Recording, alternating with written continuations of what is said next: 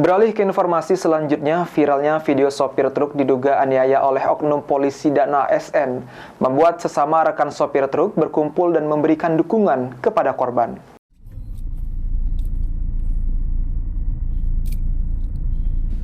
Beredar video pemukulan diduga dilakukan oknum polisi dan ASN terhadap sopir dump truk di Jalan Tiga Putri, Kelurahan Tanah Mas, Kecamatan Talang Kelapa, Banyuasin.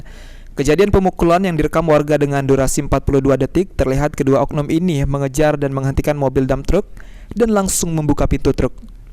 Lalu pria berbaju kuning langsung melakukan pemukulan terhadap sopir truk. Setelah itu pemukulan kembali dilakukan seorang pria berbaju abu-abu. Beberapa kali pemukulan dilakukan kedua oknum ini hingga korban mengalami memar di bagian paha dan bahu sebelah kanan.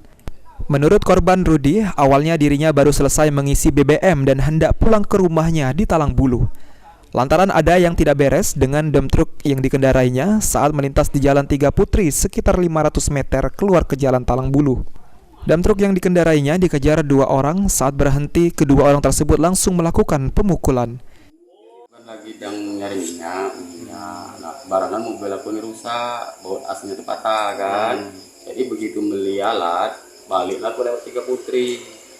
Biasa juga lewat Tiga Putri kan lewat kan, tahu-tahu dicegat oleh mereka.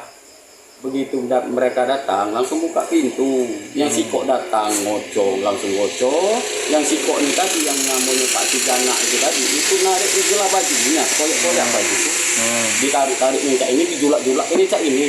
Singgungnya aku turun. Nah, itu omongan apa di situ? Omongan tadi ini disuruh mutar. Disuruh mutar. Tapi aku lagi depan situ disuruh mutar. Atas kejadian ini, rekan sesama sopir dump truk berkumpul dan memberikan dukungan kepada korban Rudi dikarenakan kejadian ini sudah beberapa kali terjadi. Suryadi, PAL TV.